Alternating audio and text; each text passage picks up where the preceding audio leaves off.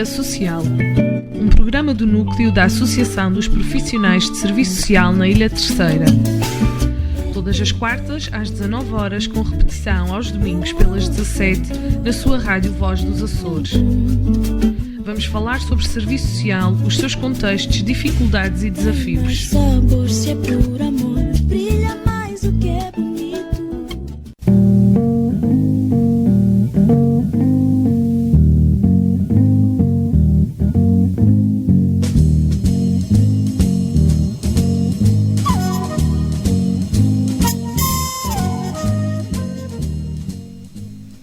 Muito boa tarde, caros ouvintes, sejam bem-vindos a mais um Tertúlia Social, um programa do núcleo da Associação dos Profissionais de Serviço Social na Ilha Terceira. O meu nome é Emiliana Gaspar e é um prazer estar convosco novamente para mais um programa, para a discussão de mais um tema que interessa aqui ao serviço social, à intervenção social e à sociedade em termos gerais. Tenho comigo hoje a Letícia Leal, a doutora Letícia, psicóloga. Olá, Letícia. Olá. Obrigada, antes de mais, por teres aceito o nosso convite para estar cá e para debatermos essencialmente as questões da promoção e da valorização da mulher e também um fenómeno ainda bastante presente na nossa sociedade, que é a violência doméstica. Vou começar por te apresentar, fazer uma pequena apresentação. Portanto, a Letícia Leal tem 28 anos, é psicóloga, formada pela Universidade do Minho com mestrado integrado em Psicologia da Justiça, no qual fez a sua tese sobre violência nas relações ocasionais.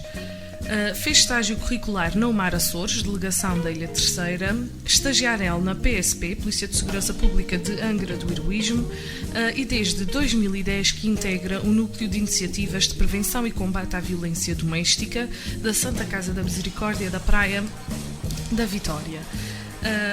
Letícia, obrigada uma vez mais pela tua presença. E, portanto, desde o momento que integras então o núcleo de iniciativas de prevenção e combate à violência doméstica da Santa Casa da Praia, foi neste preciso momento que o núcleo foi criado, certo? Bem, em primeiro lugar eu quero agradecer o convite. É sempre muito positivo quando percebem ou quando nos chamam para este tipo de intervenção.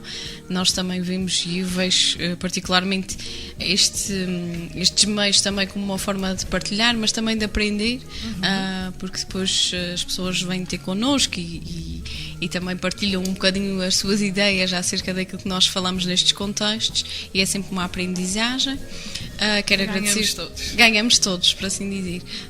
E quero também felicitar a vossa associação, não só por chamar estes temas tão pertinentes à comunicação social e à esfera social, mas também pelo trabalho que estão a desenvolver, de também unir esta classe que também merece, e nem sempre é vista pela comunidade pelo valor que tem, e de facto o serviço social é também uma base muito importante da nossa sociedade.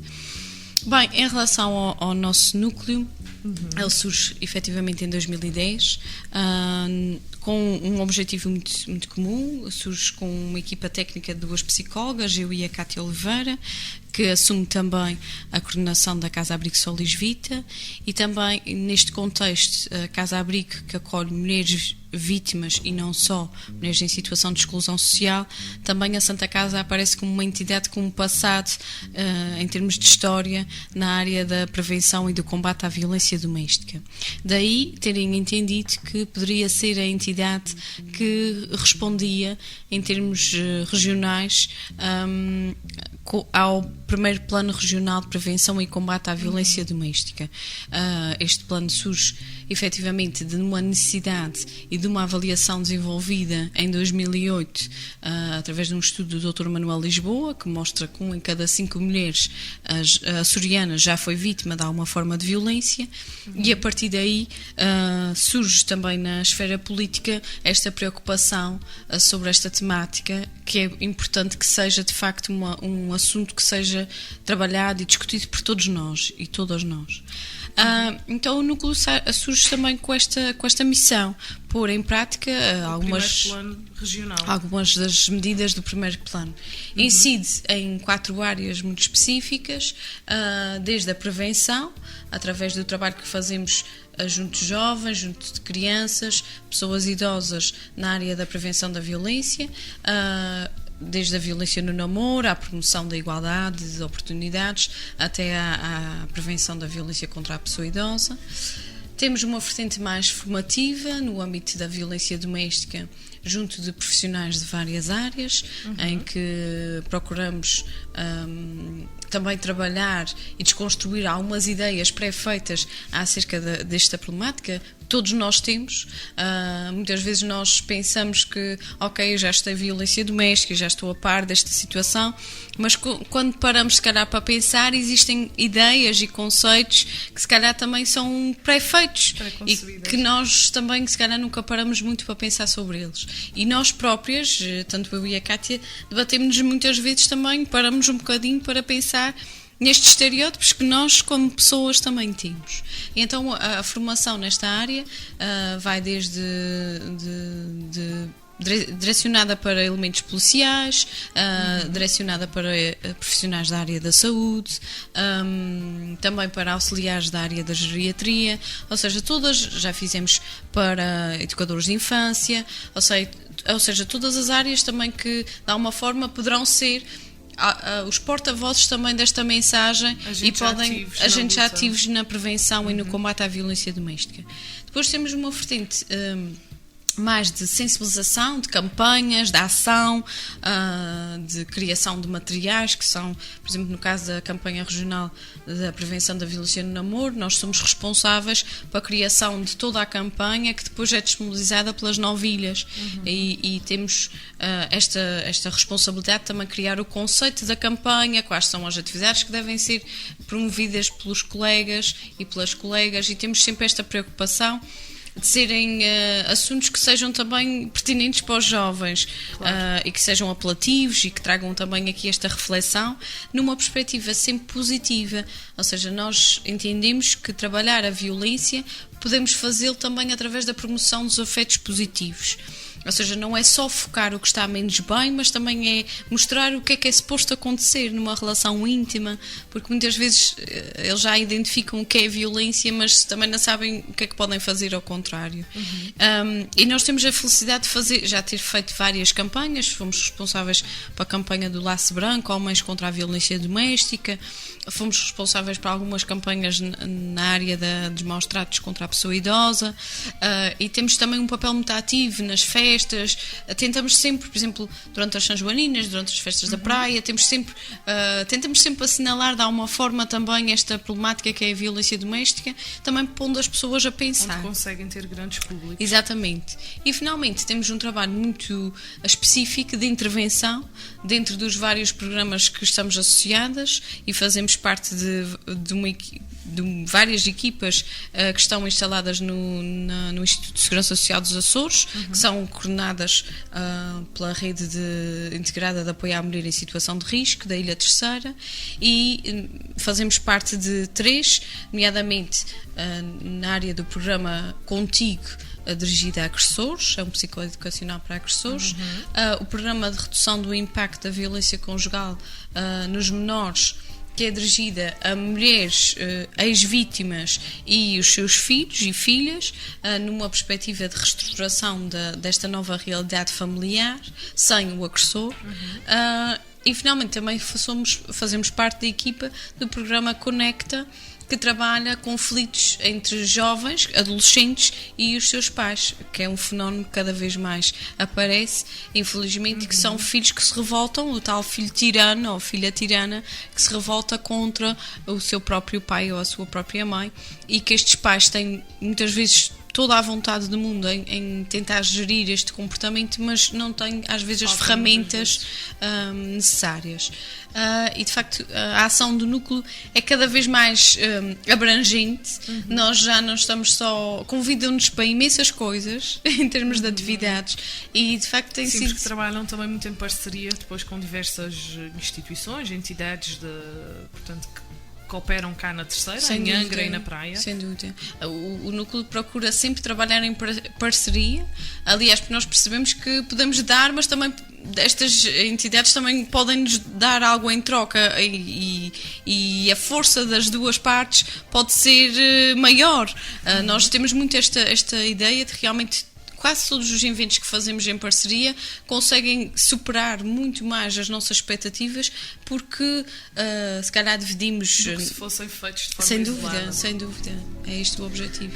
Aqui em relação, portanto, ainda ao primeiro plano de prevenção e combate à violência doméstica, creio, e corrijo-me por favor se estiver errada, que este plano vai trazer a todas as ilhas a existência de polos de acompanhamento que antes não existia. Portanto, esta foi uma das grandes mais-valias do plano que teve em curso até ao ano passado. Sim. Neste momento já há o segundo plano de prevenção e combate à violência doméstica. O que é que se pôde depreender do primeiro plano para a estruturação e para a organização, para a planificação do plano que está neste momento em curso? Uma das coisas que foi extremamente importante foi a criação, de facto, como tu dizias, de uma resposta efetiva em todas as ilhas dos Açores. De facto, até a uma determinada altura haviam 3 redes, a rede de apoio de São Miguel, da Ilha Terceira e da Horta, do Faial, que estava assediada na Horta. E de facto nós percebemos e percebe-se que o fenómeno da violência doméstica acontece em todas as ilhas, e que é importante trabalhar esta problemática de forma organizada e estruturada em todas as ilhas. E então são criados os polos locais de prevenção e combate à violência doméstica, que têm um trabalho enorme, porque não só fazem o atendimento, mas também fazem todo o trabalho de sensibilização junto da comunidade, e tem um trabalho extremamente importante. E de facto foi a primeira coisa que provavelmente este plano traz de novo. Depois traz a questão da estruturação em termos de documentação, ou seja, foi criada também, foram criados instrumentos que fossem utilizados de forma igual nas várias ilhas, ou seja, o fenómeno da violência começar a ser tratado em Santa Maria como é no Corvo, sem exceção. Foram criados programas que até à altura, estes que mencionei há pouco, que até à altura não respondiam, ou seja, o fenómeno da violência doméstica era visto muito na perspectiva da vítima e não numa perspectiva dinâmica, em que haviam outros intervenientes, nomeadamente um agressor ou agressora, e os menores que assistiam a esta violência. Então criou-se aqui respostas pioneiras na região autónoma dos Açores e em Portugal. Foi sem dúvida um programa pioneiro a nível nacional, e que está neste momento a ser replicado depois também em outras zonas do país. Sim, o programa é criado pela Universidade do Minho, através do professor Rui Abrunhosa, que foi meu professor, tive a felicidade de o ter como meu professor, e já na altura era uma das coisas que eu adorava, era no fenómeno da violência doméstica, e isto eu acho que nunca contei isto a muita gente, porque quando eu comecei a trabalhar na violência doméstica, nesta área, eu não queria trabalhar com vítimas. Eu não me identificava numa primeira fase com esta questão. E hoje em dia, contra mim falo, porque identifico-me muito e acho que é um trabalho muito importante, e respeito imenso os colegas que trabalham diariamente com situações de vitimação, mas também sempre achei muito interessante o outro lado, porque estes homens, até numa situação, homens agressores, estou sempre a falar dos homens, não quer dizer que não haja mulheres agressoras, mas 90% das situações são homens agressores. Estas situações até podem acabar aquela situação de violência, mas estes indivíduos procuram outras pessoas que tenham um padrão de vítima e que tenham traços de comportamento de vítima, e não vão deixar de ser agressores, mudam é de vítima. E então sempre me preocupou esta dinâmica, procurar encontrar também uma resposta para estas pessoas. E é possível, portanto, da prática que tens tido, da experiência que tens tido e dos resultados efetivos do programa contigo, é possível reabilitar um agressor? Esta é das perguntas mais difíceis que nós enquanto psicólogos e psicólogas, temos sempre alguma dificuldade em dar uma resposta concreta, porque isto depende de indivíduo para indivíduo. Naturalmente, se tu me perguntares se uma pessoa, quando não tem consciência do mal que está a fazer à outra, se vai mudar, naturalmente que ela nunca vai mudar. Se ela achar que está certo, tu não mudas um comportamento, se achares que estás correto.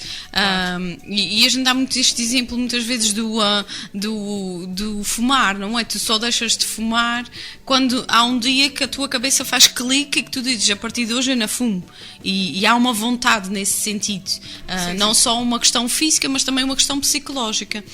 E neste caso, a experiência que nós vamos tendo contigo, e tenho também a sorte de poder aplicar e de ver este outro lado também, porque esta dinâmica da violência tem dois lados, tem vários lados, mas é importante que a gente também veja o lado destes homens. Muitas vezes estas dinâmicas são muito corrosivas e estão interligadas, é quase a pescadinha com o rabo na boca. Isto às vezes já é um ciclo que não se quebra, porque eles são desta maneira, mas elas também são daquela maneira, e então não é fácil, e é importante que se quebre este ciclo.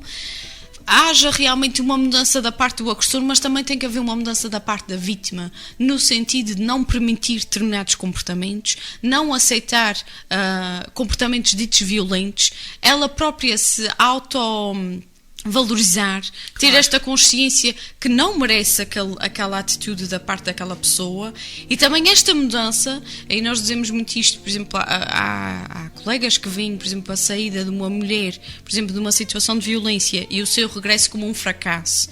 Eu acredito, e discuto isso muito com a Kátia, eu acredito que elas nunca vão iguais quando voltam para trás. Elas levam sempre qualquer coisa, nem que seja a consciência de que, se eu permitir que ele me fizer isto, já sou eu que estou a deixar. Porque eu, se consegui uma vez, e se eu disse um basta uma vez, eu posso voltar a fazê-lo. E muitas vezes é aquela vontade e aquela esperança de que aquela pessoa vai mudar, porque ela de facto tenta mudar, ela procura mudar, só que os velhos padrões voltam, porque não é uma mudança efetiva quando não há um tratamento efetivo, quando não há realmente uma consciencialização efetiva de que estamos errados. E o programa contigo traz não é milagroso, naturalmente que existem situações de reincidência, não existem opções milagrosas, mas eu julgo que aqueles homens também, quando saem daquele programa, saem com uma consciência e uma aprendizagem, que é, se eu fizer isto, eu estou errado. E já há mais pessoas que me dizem que eu estou errado. Claro. Aqui, Letícia, aproveito para partilhar alguns dados que tive a oportunidade de recolher antes de vir aqui para a entrevista, e, portanto, em 2013 foi apresentado o relatório de avaliação do primeiro plano. Portanto, no ano em que o primeiro plano termina, surge um relatório de avaliação que nos traz alguns dados interessantes. Vou partilhar aqui 4, que depois peço também a tua opinião e aqui uma reflexão sobre eles. O primeiro é o de que foram acompanhadas 1.400 vítimas de violência doméstica e 230 agressores. Ou seja, do total das vítimas de violência, apesar de um é sempre melhor do que nenhum, mas 230 agressores ainda é um número relativamente baixo para o número de vítimas e de casos acompanhados. Mas já vamos ter a oportunidade de explorar. O segundo dado é o de que, e vai um bocadinho encontrar aquilo que tu referiste há pouco, de que do total de 1.400 vítimas, apenas 26 eram homens. Ou seja, a mulher continua a assumir aqui, maioritariamente, sem dúvida alguma, o papel da vítima, e o homem o do agressor. Outro dado que, portanto, também me parece interessante é o de que em 900 casos as vítimas não voltaram a viver casos de violência. Portanto, é um número bastante simpático, mais de metade, se quisermos fazer a reflexão neste sentido. Por último, dos 230 agressores acompanhados, portanto aqui pelo programa contigo, mais de 50% não reincidiram, portanto até o momento de avaliação. Portanto, houve este acompanhamento, houve este trabalho de reabilitação dos agressores, e 50% não voltaram a ter, pelo menos até ao período de avaliação, atos de violência. O que é que te apraz dizer sobre aqui estes números? Bem, em primeiro lugar, a questão de muitas das situações das vítimas depois não são acompanhados dos agressores. De facto, isto tem a ver com uma dinâmica, não é? Se esta vítima apresentou ou não queixa, se este indivíduo foi ou não considerado um arguído, porque depois não há meio de prova e infelizmente por vezes não se consegue provar que aquela situação, porque pode-nos aparecer uma senhora com um olho negro, mas ninguém pode afirmar que a mão daquele senhor é que foi bater no olho daquela senhora, por muito que nós saibamos e que esteja a afirmar. Só para percebermos, então aqui esses 230 agressores foram pessoas que foram realmente julgadas e perante o julgamento houve uma medida que foi a frequência deste programa contigo. Seja, a frequência deste programa que tem que ser voluntária. Obrigatória, não? Não, é voluntária. Estes senhores são convidados, por assim dizer, é-lhes apresentado este programa como também uma ajuda. Ou seja, é uma forma, isto é um trabalho que é feito também em termos da reinserção social, no sentido também de consciencializar estes indivíduos para os seus comportamentos, e é um trabalho muito importante. E de facto, quando se diz que 50%, mais de 50% não reincidiram, também é importante que se perceba que uma das questões que se tenta que eles tomem consciência é que a violência não é só agredir fisicamente. Claro. Há outras formas de violência que muitas vezes são menosprezadas, como a violência psicológica, o controlar, o humilhar, o dominar, o querer saber com quem é que elas falam, o definir o que é que elas devem ou não vestir, os contatos familiares. Isto tudo são questões que muitas vezes eles nem sequer pensavam nisso, ou seja, aquilo era normal, já os seus pais faziam aquilo, sempre foi normal na sua vivência, então também é normal para eles serem donos, terem um sentimento de posse daquela mulher, e no momento em que adquirem, por assim dizer, quando casam com ela, como se tomassem conta dela totalmente. E então quase que é, para eles é quase do tipo, mas isto não é nada do normal, ou seja, eu querer que ela faça a minha vontade, isto não é errado. E é um dos trabalhos também que o Contigo tenta e procura fazer, é que eles têm que perceber que ninguém está na cabeça deles, e ninguém sabe se eles estão mal dispostos, se brigaram com o patrão, se estão chateados com a sua vida, e não é a parceira que tem culpa e que deve ouvir as frustrações dele, ou seja, até pode ouvir as frustrações dele, mas a forma como ouve não é ouvindo nomes, não é ameaçando, não é ameaçando que vai agredir ou agredir efetivamente. Ou seja, parte muito de um trabalho de consciencialização sobre aquilo que é a violência doméstica. Sem dúvida. Este trabalho também é muito bonito.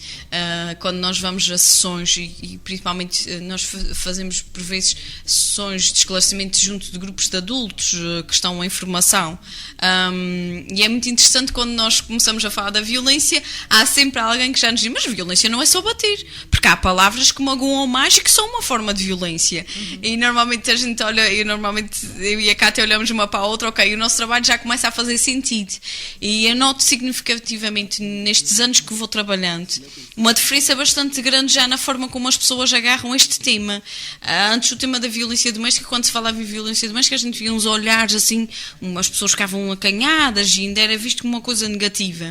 E continua a ser visto como uma coisa negativa. Mas a forma como se fala sobre o assunto já começa a não ser tanto um tabu. Já começa a ser uma coisa... Não, tem que se falar sobre isto. Nós temos que desconstruir estas ideias. Entre marido e mulher tem que se pôr a colher. E estes conceitos que antes não eram falados com tanta frequência, agora começam a ser falados, e são as próprias pessoas que trazem isto também à preocupação delas. Muitas vezes nós até, hoje vamos tentar abordar a coisa numa perspectiva positiva, e são os próprios formandos ou os próprios participantes que trazem este conceito da violência contra a mulher como um tema que querem discutir, e para nós também é gratificante perceber que já começa a fazer sentido esta discussão de forma livre e aberta e sem preconceitos. Aqui em relação, portanto, ao número total de vítimas e ao facto de das 1.400 apenas serem 26 serem homens, portanto, continua a haver aqui, a mulher continua a assumir maioritariamente a posição de vítima. Porquê?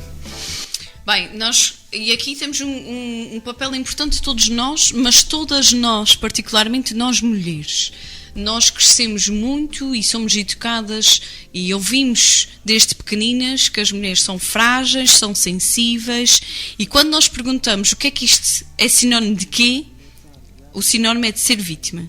Ou seja, nós posicionamos-nos desde muito cedo neste papel de vulnerabilidade. E é isto que nós temos que desconstruir também na escola, junto dos jovens, junto das crianças, é que a mulher e o homem não há aqui igual a nada. Somos iguais num sentido, mas não há o homem ser forte e a mulher ser sensível. Podemos ser estas coisas todas, não tem que haver diferenças. Contudo, ainda se mantém esta diferença, e isto depois tem impactos no nosso desenvolvimento, porque normalmente... Ou seja, trata-se de um processo histórico e cultural? Sim, geracional, educacional, cultural, ou seja, nós temos que ter consciência que cada vez que nós ensinamos as nossas filhas a brincar com bonequinhas, e elas estão a reproduzir aquilo que elas veem que as suas mães fazem, mas se elas tiverem acesso a um pai que também brinca, e um pai que também partilha das tarefas domésticas, elas já não vão fazer só aquilo que a mãe faz, elas vão fazer aquilo que os seus pais fazem, e o mesmo com os rapazes. Mas depois isto tem um impacto depois no desenvolvimento do jovem. Exatamente, se calhar há uns anos, Letícia, um homem que ajudasse nas tarefas domésticas, a cuidar dos filhos, a ir brincar com os filhos ao parque, se calhar não era muito bem visto até mesmo pelas próprias mulheres. Sem dúvida. Hoje em dia, e cada vez mais, esta ideia está a mudar, e até o homem, as mulheres e até se calhar mesmo os homens já reconhecem que é importante eles assumirem este papel e não veem isto com qualquer tipo de preconceito, e é se calhar aí que se dá esta mudança. Sim, sem dúvida, ou seja, também tem que partir da própria mulher, também aceitar o espaço deste companheiro, ou deste marido, ou deste homem, neste papel que ele pode ter. Nós também somos muito territoriais, nós mulheres, e temos muito esta coisa de que o território da casa é meu. Ele até já tentou uma vez lavar a louça, mas não lavou bem, então nem sequer vale a pena tentar que ele lave a louça outra vez, e eu vou passar a fazer isto, e começamos a assumir muito este papel como nosso. A verdade é que nós também tivemos uma oportunidade que os homens não têm no seu desenvolvimento, que é, eles brincaram com bolas, com tratores, com animais, e quase as brincadeiras são sempre muito posterior. Em termos logo o desenvolvimento tradicional é, os homens são fortes porque fazem desporto, porque fazem imensas coisas que exigem da parte física um grande papel. Logo, também nos seus relacionamentos íntimos, a forma como vão gerir determinadas emoções é utilizando aquilo que tem mais forte, que é a força, que é a parte física. Nós, mulheres, somos estimuladas desde muito pequeninas a trabalhar as nossas emoções, a mostrar aquilo que sentimos, a brincar com os objetos da casa, ou seja, nós desde pequeninas começamos a ajudar a mãe a pôr a mesa, a ajudar a mãe a fazer determinadas coisas. Naturalmente temos um estágio de 20 tal anos para saber fazer as tarefas domésticas. Os rapazes nem sempre têm esse estágio, porque nem sempre têm mães ou pais que compreendem que também é importante que eles aprendam este processo para um dia mais tarde. Esta situação está-se a alterar, não te parece? Sim e não, aos poucos sim, já vemos uma grande diferença, mas continuam a assustar-me certas partilhas que ouvimos nas escolas em relação aos papéis de género, e continuamos a ter, principalmente... Ou seja, o caminho ainda é longo. Muito. Ainda é longo. Letícia, desculpa interromper-te, mas já estamos aqui, assim, sem darmos por isso, com praticamente metade do nosso tempo de programa, e portanto vamos fazer uma pequena pausa para uma música. Uma música que foi sugerida por ti e que se chama Cansada. Portanto, quem agora ou por qualquer motivo não conseguir até prestar muita atenção à letra, até aconselhamos a que depois conheça melhor um bocadinho esta música e a letra dela, porque realmente traz uma mensagem muito importante. Esta letra e esta música, portanto, foi lançada agora no dia 8 de março, correto? Portanto, pela APAV, que comemorou este ano os seus 25 anos, tem a letra e música do jornalista Rodrigo Guedes de Carvalho, é interpretada por 8 mulheres que aceitaram o convite para darem voz a esta causa. Portanto, é uma letra assim um bocadinho forte, mas que vem realmente mostrar o cansaço de muitas mulheres que conhecem e vivem de forma demasiado profunda situações de violência doméstica. Portanto, vamos ouvir então Cansada.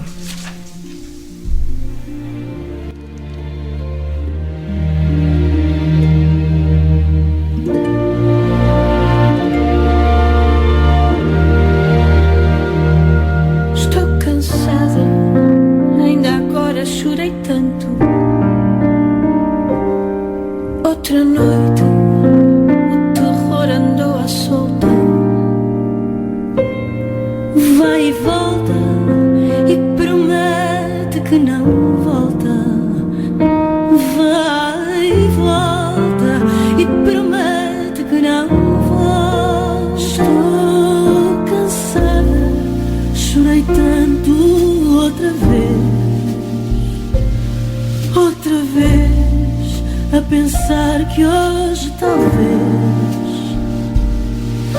haja paz, que o terror só vai não volta, que a tua mão não se fecha contra mim. Estou cansada, não há fim nesta demência ou ciência que preveja que e quem bate depois chora e promete que não mais a mão se levanta fechada. Estou cansada, acho que não quero nada que não seja uma noite descansada, sem ter medo. Chorar na almofada, sem pensar no amor como uma espada. Tão cansada de remar contra a maré. O amor não é andar a pé na noite escura, sempre segura que a tortura me espera. Insegura, tão desfeita, humilhada, tão cansada de não dar luta à matança. A dança negra que me dizes que é amor, que não concebes a tua vida sem mim, que isto assim é normal numa paixão. Eu, cansada, nem sequer digo que não. Já não consigo que uma palavra te trave. Não tenho nada que não seja só pavor. Talvez o amor me espere noutra estrada. Tão cansada, não consigo procurar. Já tão sem força de tentar não ser escrava. Já sei que hoje fico suspensa outra vez a pensar que hoje talvez.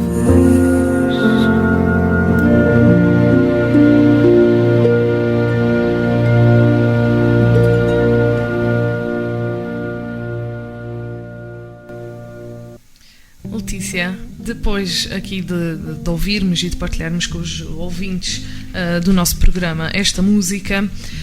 Eu vou ler só umas pequenas frases aqui da letra e depois peço-te que comentes. Portanto, começa: estou cansada, ainda agora chorei tanto. Outra noite o terror andou à solta. Vai e volta e promete que não volta. Vai e volta e promete que não volta. Estou cansada, chorei tanto outra vez. Estou cansada, não há fim nesta demência. Estou cansada, acho que não quero nada. E portanto, e continua. Realmente aqui a palavra cansada ganha espaço nesta música e passa muito a mensagem de que realmente as vítimas muitas vezes se sentem cansadas, mas não sentem que têm os instrumentos e aquilo que é necessário para conseguirem sair daquela situação de violência.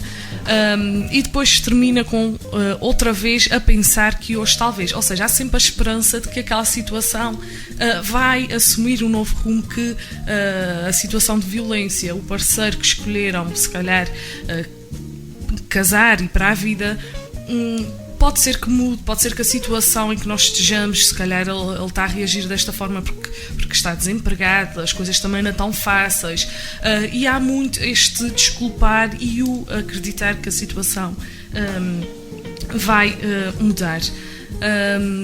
Aproveite, e ainda antes de te dar a palavra, portanto, para deixar esta indicação, basta, portanto, no Google escreverem cansada e à par facilmente encontram a letra, a música, e há também aqui uma partezita onde podem fazer donativos aqui à associação, caso assim o entendam.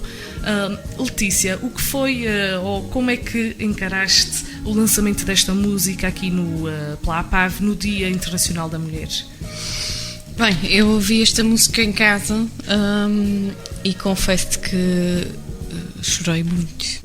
Chorei pelas mulheres que eu conheci. É forte, realmente. É muito a forte. Letra. E eu acho que eu espelho e fico sempre emocionada quando a ouço e quando começo a falar sobre ela, até porque ela é o espelho perfeito das histórias de violência, infelizmente. E o que é curioso é ser escrita por um homem, por uma problemática que infelizmente afeta mais mulheres, mas ele refletiu tão bem a forma como esta dança negra se descreve, não é? E a forma como ela tem um impacto na vida de todas aquelas que a vivem, não só na vítima, como todos os envolvidos, os filhos, as vítimas indiretas. E de facto é uma forma lindíssima de falar de um problema tão mau e tão negativo. E eu acho que, e a Cátia dizia isto outro dia no nosso evento do Dia da Mulher, que felizmente teve a sorte de poder dar voz a estas mulheres, e eu acho que esta música dá voz, põe em palavras aquilo que muitas vítimas viveram e vivem. Sim. Com este talvez um dia isto possa acontecer. E numa sociedade que nós achamos que é moderna e que é desenvolvida e por isso muitas vezes esse problema se calhar é ignorado, não te parece? Eu julgo que já não é tão ignorado, e eu acho que este dia, por exemplo, eu fiquei espantada pela positiva, por exemplo, o Dia Internacional da Mulher nunca refletiu tanto sobre a violência contra a mulher como este ano. Acho que nunca tinha acontecido. Agora realmente é alarmante. Nacionais, realmente, nos telejornais. Sim, e mesmo regionais. Nós tivemos uma grande ali no Dia Internacional da Mulher, no dia 8, no nosso telejornal houve uma bastante destaque às notícias relacionadas com eventos que assinalaram o Dia da Mulher. E acho que a comunicação social nisto tem sido, e aproveito naturalmente para agradecer, tem sido extraordinária, porque são realmente porta-vozes desta mensagem, e nós só conseguimos chegar às pessoas muitas vezes através destes meios, porque há pessoas que, infelizmente, há vítimas que não saem de casa, mas já conseguem, infelizmente, ouvir rádio ou televisão e ver televisão, e se calhar através destes meios nós conseguimos ajudar alguém. Exato.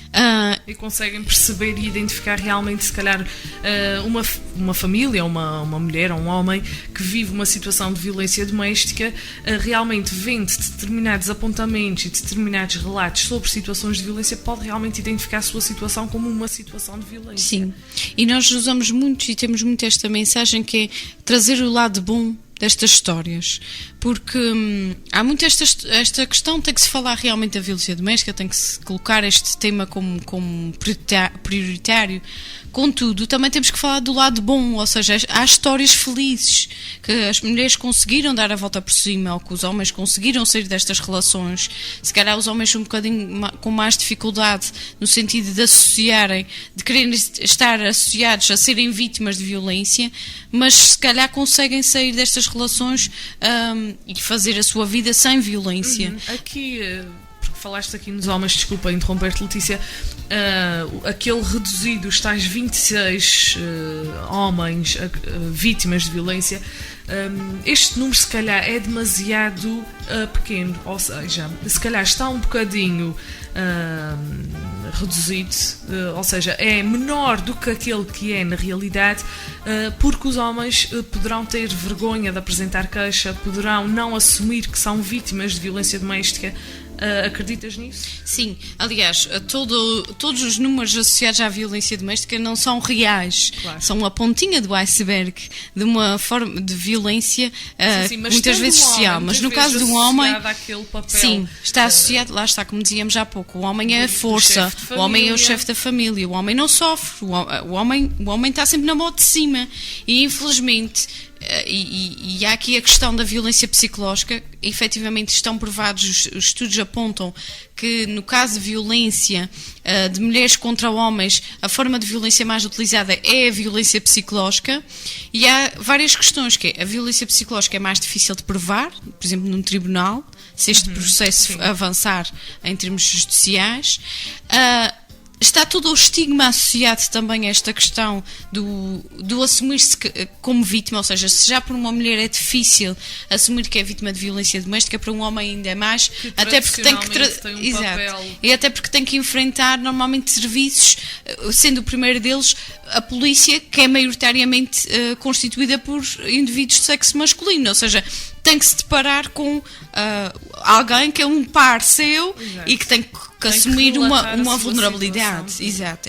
Apesar da polícia e dos elementos policiais e todos os serviços cada vez mais não verem esta questão como tendo um rosto, mas sim como um problema, ou seja, nós não temos que tratar as pessoas de maneira diferente, independentemente do seu género, da sua religião, claro, da sua raça, da sua... Mas infelizmente ainda há estigmas. E aqui a questão mesmo em relação a mulheres, por exemplo, brasileiras, por exemplo, às vezes há muito esta questão da violência doméstica por vezes não ser valorizada por mulheres deste grupo ou desta nacionalidade, porque associam outros estereótipos. Infelizmente, a questão do tráfico humano, a questão do tráfico sexual, etc, etc, da prostituição, etc, etc. Eu gostava só de ressalvar que esta música também aparece para alertar que o ano passado morreram 42 mulheres à mão dos seus agressores. Muitas vezes já não eram os companheiros, eram ex-companheiros. E em algumas situações estas mulheres já tinham apresentado queixa e já tinha sido feito um trabalho de avaliação e de acompanhamento destas situações. Ou seja, isto é um alerta muito grande. O que é que falhou? O que é que poderá ter falhado? Temos que perceber uma coisa, e eu acho que é importante, que estas pessoas têm vontades. Nós não podemos pegar numa vítima e amarrá-la ao pé da mesa. Ela tem vontade. Claro. Ela, assim a partir do momento que decide voltar para casa ou estar na sua própria casa, já sem o agressor, nós não temos, infelizmente, meios para garantir 24 horas de vigilância a uma pessoa. E isto, é verdade, é o lado cruel destas histórias. Nós gostávamos muito de o agressor é que saía de casa, porque ele é que está errado, era afastado e era mantido em prisão preventiva, por exemplo, enquanto não houvesse o julgamento. Mas, infelizmente, o nosso Código Penal e o nosso meio judicial não funciona assim. Nós podemos garantir, se calhar às vezes, a segurança de uma vítima se ela entender, por exemplo, ir para uma casa-abrigo. Mas isto... Neste caso, Letícia, uma mulher ou um homem, uma pessoa em situação de violência doméstica, em que é vítima, a quem é que pode recorrer? Bem, numa primeira fase... se entender, apresentar a queixa, até porque o crime é público, deverá recorrer à PSP ou ao Ministério Público, ou outro tipo de órgão policial, mas normalmente na nossa região. E corrige-me só se estiver errada, neste momento, portanto, uma queixa, desde o momento em que é apresentada, não pode ser retirada. É um facto. É um facto. Contudo, o meio de prova, como dizia há pouco, ou seja, se no momento de inquérito aquela pessoa for chamada e entender não dar qualquer informação acerca daquele crime, por exemplo, uma pessoa pode ir apresentar queixa, mas depois é chamada algum tempo depois, e quando é chamada diz que isto não aconteceu nada, isto não... Ou seja, não há um meio de prova, e a própria polícia depois não pode avançar com mais informações para o Ministério Público para a avaliação, porque não tem qualquer informação, sendo que o testemunho por si só já é um meio de prova. Ou seja, e na ausência de, por exemplo, hematomas ou equimoses, outras marcas, e na ausência, por exemplo, de um exame de medicina legal que comprova este processo, também é mais difícil de provar, e o próprio Ministério Público depois não tem muitos meios para afirmar se aquele crime é ou não violência doméstica. Até porque depois, num contexto, mesmo quando é, a não ser situações de flagrante delito, que são muito raras, nós, por exemplo, a polícia, se chegar a uma ocorrência de violência doméstica e chegar lá e ver, como há muitas vezes eles nos descrevem, que chegam e, por exemplo, o marido até tem sangue na cara e ela até está com sangue na cara também, pois já não sabem quem é que agrediu quem, e também não passa pela... Seja, são processos bastante, infelizmente, mas bastante complexos, bastante complexos e bastante burocráticos. Exato, e a própria posição da PSP aqui não é de julgar ninguém, ou seja, eles não podem acusar o senhor ou a senhora, claro, porque não sabem. Claro. Então este processo começa realmente sem nenhum...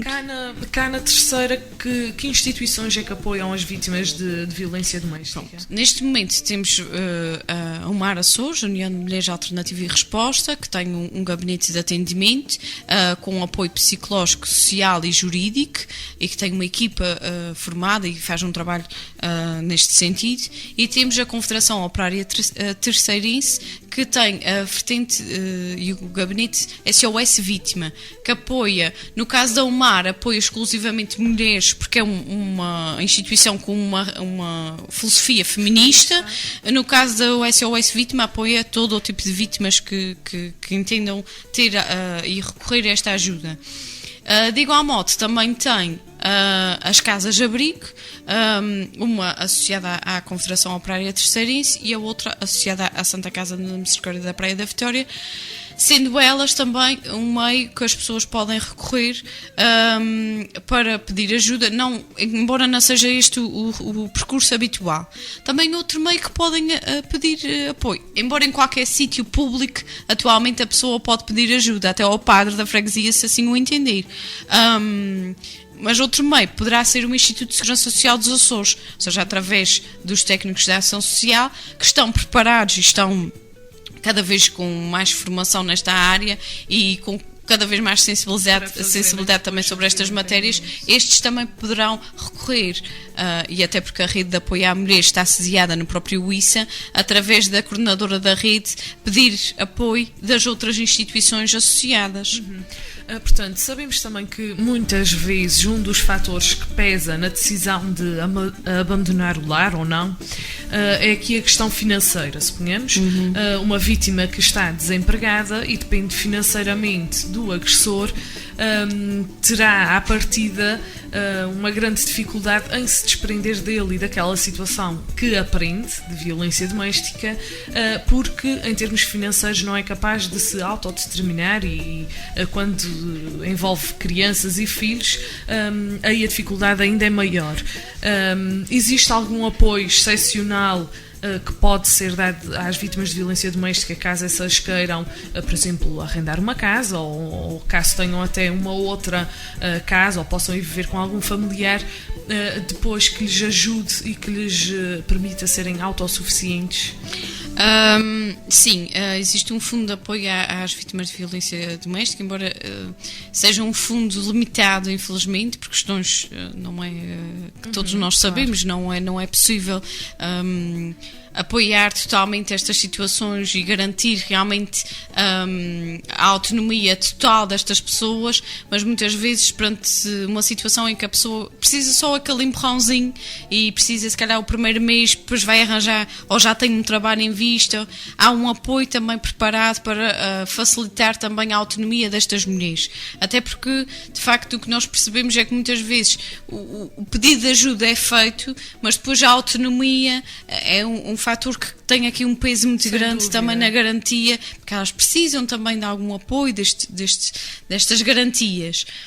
Agora, a verdade é que nós também, muitas vezes, e isto é uma coisa que nós nos deparamos muito, às vezes já há senhoras e há mulheres que passam anos em situações de violência e depois, quando tomam a sua decisão, porque também é preciso que isto aconteça, às vezes a pessoa não tem autonomia financeira porque depende economicamente do marido ou do companheiro, ou seja, de quem for, mas neste caso do agressor.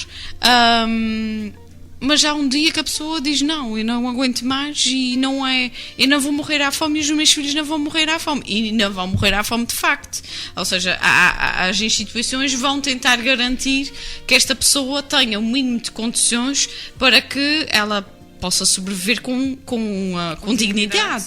Ou seja, realmente é muito bonito depois nestas situações em que não existem numa primeira fase estes apoios, a forma como as instituições se unem.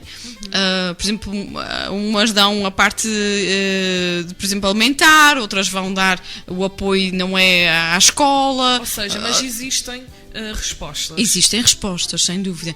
Naturalmente que dependem também depois das necessidades de cada pessoa. Claro. E é importante que a gente tenha consciência de uma coisa. As pessoas, quando pedem-nos ajuda para nós as ajudarmos efetivamente, não é para nós decidirmos coisas por elas, porque elas já tiveram durante muito tempo da sua vida um agressor que tomou decisões por elas. E às vezes eu acho que é uma das minhas frases preferidas da música cansada, é hoje eu não quero nada. E às vezes o que elas querem é um dia que elas possam respirar fundo, num sítio onde elas sintam paz, onde elas sentem que ninguém as vai perturbar e que elas conseguem começar a juntar as suas ideias de forma racional. E às vezes nós técnicos e técnicas, temos uma urgência muito grande em resolver estas situações e as pessoas precisam de tempo. Às vezes são demasiadas mudanças e a pessoa precisa se ajustar a elas. É o mesmo quando, por exemplo, agora o fenómeno da imigração, a gente se for sair do nosso país para um outro país, a gente não resolve a nossa vida numa semana, a gente leva um tempo a aprender a língua, a adaptar-se àquela cultura. Então imaginemos realmente a vida destas pessoas, elas subitamente vão viver num mundo que é totalmente desconhecido. E nós também temos que lhes dar tempo. Claro que há coisas que exigem alguma urgência, nomeadamente as responsabilidades parentais, as questões não é delas terem os seus filhos consigo e o contato com este agressor ou com este pai, mas há outras coisas, e a garantia não é de sobrevivência dos primeiros cuidados, mas há outras coisas que é preciso, que às vezes nós deparamos, vai-se divorciar, não se vai divorciar, o que é que vai fazer, como é que vai, tem que arranjar uma casa, tem que fazer não sei o quê, e a pessoa fica assoberbada, a pessoa já não sabe para onde é que se vai virar, e temos que ter realmente... O técnico aqui tem que assumir o papel de parceiro e nunca de desenhador do projeto de vida daquela pessoa. Letícia, porque o tempo está-se mesmo a escutar, temos cerca de 3 minutos, porque ainda tínhamos mais uma música aqui para partilhar com os nossos ouvintes. Vamos ter a oportunidade de conversar mais vezes, certamente, sobre outros temas aqui que o vosso núcleo também trabalha e tão bem trabalha. Mas queria que fizesses referência aqui a uma destas áreas e sobre as quais vocês têm feito também um trabalho bastante significativo, que é a violência no namoro. Isto existe, é uma realidade, infelizmente, e o que é que pode ser feito? Bem, passa muito e existe. 1 em cada 4 namoros portugueses tem violência. Não é uma invenção dos técnicos nem de quem trabalha nestas áreas. Pode ser feito muita coisa e começa muito pela prevenção. E o trabalho que nós temos procurado fazer é este, é trazer o lado positivo destas relações. O que é esperado numa relação? Amor, confiança, partilha, respeito. Mas como é que a gente chega lá? E é preciso fazer esta desconstrução de que realmente o namoro não é o ter ciúmes porque é amor. Há muito esta crença, só tem quem ama tem ciúmes, e o ciúme está baseado num sentimento de posse e de falta de confiança. Não é no elemento que a gente tem ciúme, é em nós próprios, porque se eu não me sinto segura comigo própria, eu vou tentar que o meu parceiro só me veja a mim. Só que depois isto tem o efeito perverso. É que quanto mais eu tento afunilar que ele só veja o meu lado, mais ele vai querer sair daquela situação e vai se afastar de mim. E realmente é um dos conceitos que nós tentamos trabalhar, a violência no namoro, e que é extremamente importante, porque a violência no namoro é o melhor preditor de violência doméstica. Ou seja, nós temos, hoje em dia, está provado que mulheres que foram vítimas que são vítimas de violência doméstica já o foram nas relações de namoro. E então é aqui que nós temos que intervir e começar neste início.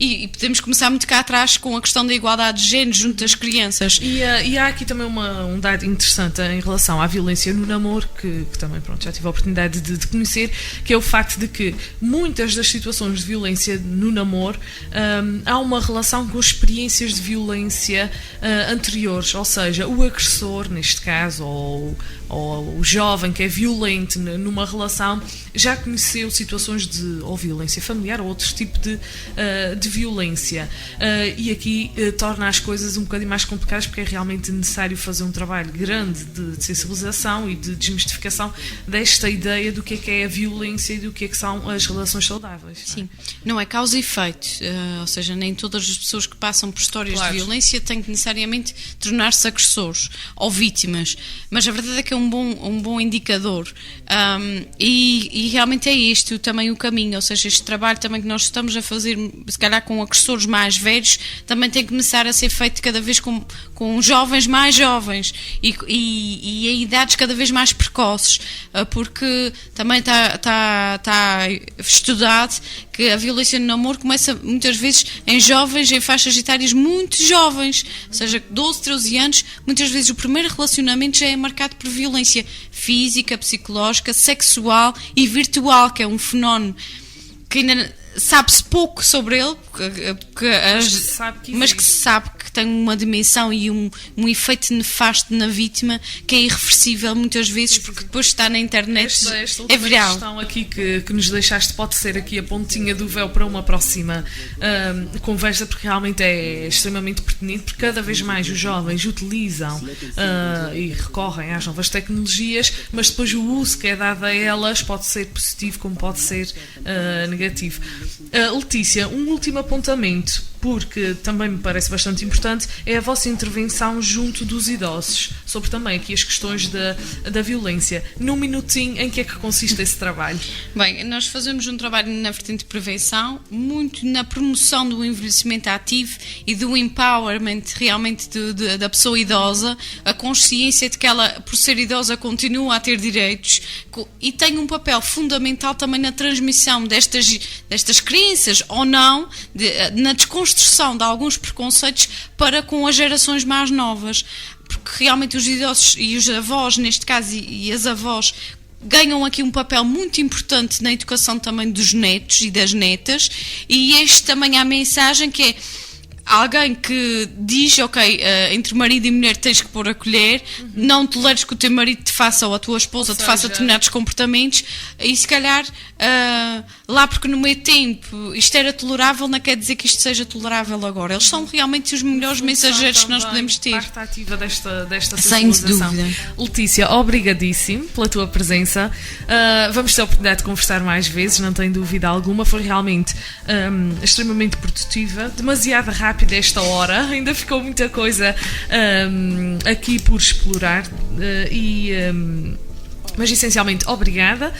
Teremos a oportunidade de conversar novamente. Vou-vos deixar, e assim me despeço também deste programa, com a música Capiré, também uma música aqui de sensibilização e um hino às mulheres e de luta contra as situações de violência. Obrigada e até para a semana. Obrigada, Letícia. Moça mamelam, capire moça mamam, capire, ela moça mamelam, capire moça mamam, capire, sumaga nessa moça mamam.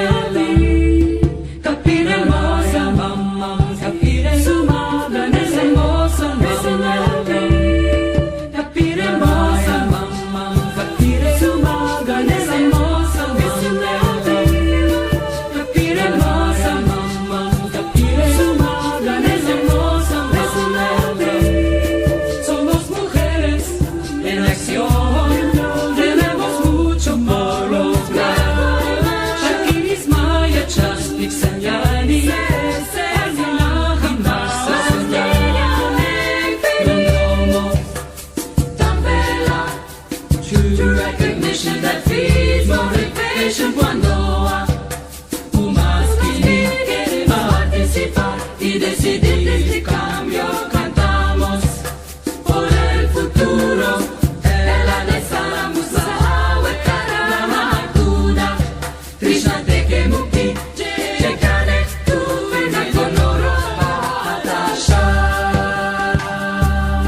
Yapire mosa mamma, yapire sumoga nessa mosa nessa yapire mosa mamma, yapire sumoga nessa mosa nessa avec ou sans papier nous parlerons, avec ou sans chaussures nous marcherons.